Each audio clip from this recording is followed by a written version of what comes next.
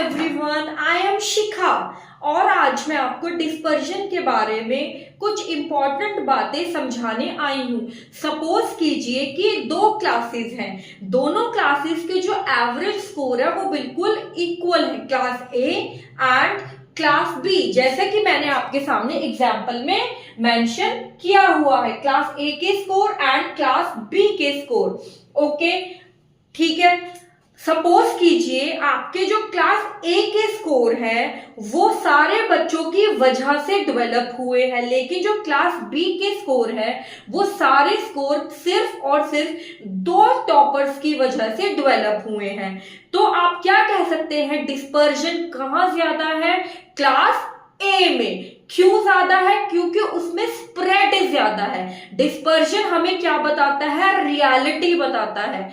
ठीक है, अब इस लेक्चर में हम किस किस चीज के बारे में पढ़ेंगे? डिस्पर्जन क्या होता है जो हमने समझ लिया। Dispersion tells us the spread. Okay, दूसरा हम पढ़ेंगे डिस्पर्जन के बारे में, उसकी इंपॉर्टेंस क्या है, why we have to study the dispersion. तीसरा पॉइंट हम क्या पढ़ेंगे, उसके मेन मेजर क्या है, हम डिस्पर्जन को मेजर किस हिसाब से कर सकते हैं। अब जो डिस्पर्जन है वो हमारे लिए इंपॉर्टेंट क्यों है? क्यों इंपॉर्टेंट है? सबसे पहली बात, ये दो ग्रुप्स के बीच में कंपैरिजन करने के काम आता है।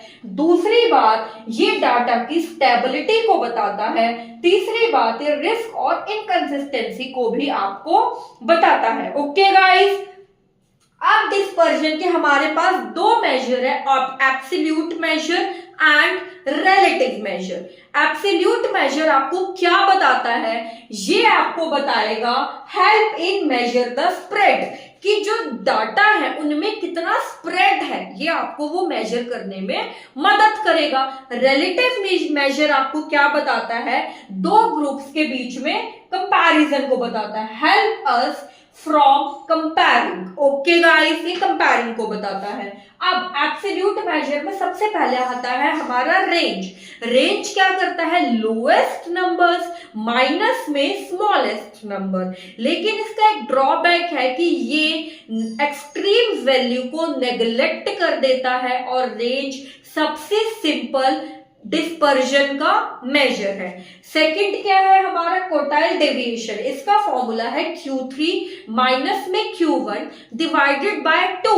ये किसी भी डाटा के 50% स्प्रेड को हमें बताएगा और ये आपका फाइनेंस में, इकोनॉमिक्स में, स्टैटिस्टिक्स में हर जगह ये यूज किया जाता है। और इसका काम क्या है? इनकम डिस्ट्रीब्यूशन और एज डिस्ट्रीब्यूशन के बारे में बताना। तीसरा है मीन डेविएशन। मीन डेविएशन का फॉर्मूला क्या है? Average of deviation from mean और मीडियन। ठीक है, ये मीन और मीडियन के एवरेज डेविएशन के बारे में आप एवरेज डेविएशन से ये कैलकुलेट किया जाता है। दूसरा है स्टैंडर्ड डेविएशन। स्टैंडर्ड डेविएशन को हम किंग ऑफ डिस्पर्जन भी बोलते हैं। ये जो है आपका हर चीज में यूज होता है, रिस्क को जानने में यूज होता है, ये आपका फाइनेंस में यूज होता है। फाइनेंस में जो हमारा रिस्क एंड रिटर्न एनालिसिस का चैप्टर है उसमें भी स्टैंडर्ड डेविएशन का यूज किया जाता है।